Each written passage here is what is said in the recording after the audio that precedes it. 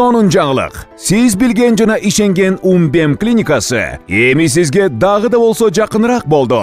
Анткени бизде жаңы филиал ачылды. Жаңы клиникабыздын ачылышына карата 20%га чейин жагымдуу арзандатуулар каралган. Андыктан келип, өзүңүздүн жана жакындарыңыздын ден соолугуна кам көрүүнү сунуштайбыз. Биздин жогорку даражадагы дарыгерлер төмөндөгү адистиктер боюнча кабыл алат. Стоматология, гинекология, терапия, лор, хирургия, педиатрия, урология, УЗИ жана башка адистиктер. Лабораториялык анализдин 5000ден ашуун түрү алынат. Жогорку даражадагы стерилизациялоо. Биздин дарек: Пятницкое шоссе метросу, Пятницкое шоссе көчөсү 35. Телефон номерибиз 8925 103 27 77.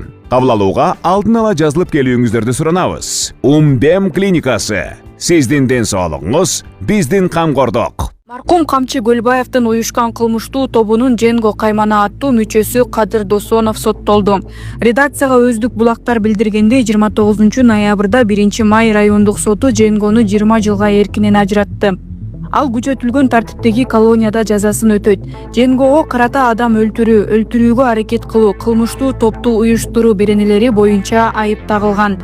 Белгилей кетсек, ал Ош шаарында уюшкан кылмыштуу топтун мүчөлөрү мукаачылык менен сабалып, бири каза болгон факты боюнча кармалган.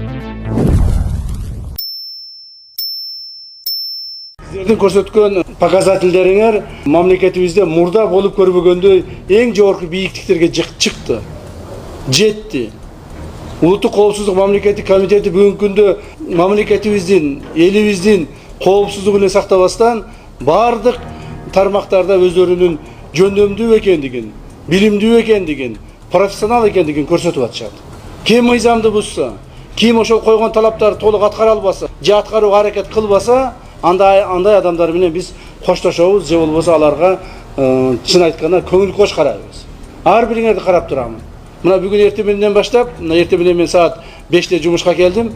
Эртең менен баштап, жерде бир 6-дан 8-ге чейин только кадрды карап отурдум. Ошол эле мезгилде арабызда отчет катары чыгаруудам. $7300 чогулду туугандар. Мен сиздерге сөз түрдө 30 декабрь 2024 жылга отчет беремин. Махабат, сен эмаң не деп чыгат? Сен өзүң озек айтып кетсең, 0554 00 70 84 эмбак номери Махабат бо деп чыгат. Ушундай кайрымдуулугуңуздардан токтотпоңуздар, аябай чоң бир жардам кылдыңыздар мунусунда.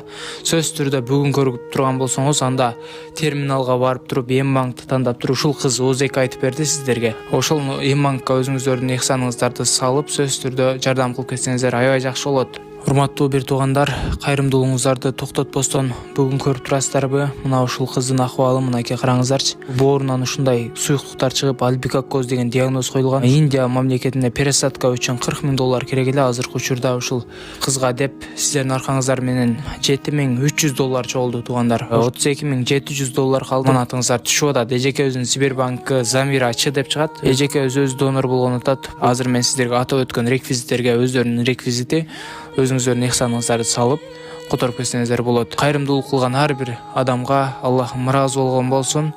Ошол атайын барып, зерикпестен барып терминалга өзүнүн эмбанк приложениясы аркылуу которгон жана ошондой Сбербанктан чет өлкөдө которгон мекендештерибизге Аллахым ыраазы болсун, эки дүйнө бактылуу болуңуздар. Ушул кыздын ден соолугу үчүн деп өзүнүн кызындай көрүп которуп жаткан инсандарга экеселеп Кудайым сиздерге соопторду берсин. Арабызда эми баягы айтып коет го, кемчилик болбой, ийгилик болбойт деп. Арабызда туура эмес иштеген, мыйзамга каршы иштеген, же болбосо өзүнүн жеке өзү үчүн иштеген, же ушундай бир мыйзамды бузуп иштеп койгон кызматкерлерибиз дагы бар.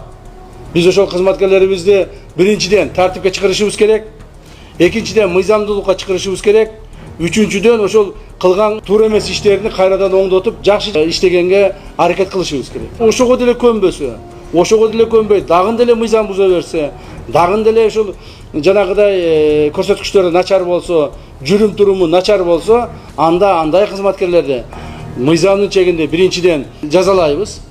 Экинчиден андай кызматкерлерди биздин арабызда болушу мүмкүн эмес. Операцияны жасаганда өзүңөрдүн жеке кызыкчылыгыңарды көздөп, мамлекеттик кызыкчылыгын жылдырып коюп, аракет кылсаңар баары билинип калат. Бүгүн билинбесе эртең билинбесе бүрсүгүн билинет. Араңарда 2-3 сотрудник бар. Мындан 1 жыл мурда, жарым жыл мурда 6 управлениеде иштегенде кылган кылмыштарыңар боюнча.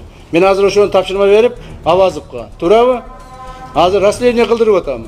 Жакында чыгат ошонун бардыгы. Барын чукуп чыгамын, айтып коеюн. Кимдир бирөөңөр мен берген тапшырмалардын негизинде кайсыл бир жерден взятка алам деп аракет кылсаңар, же алып койгон болсоңор, анда жоопко тартыласыңар. Саламатсызбы, таксима?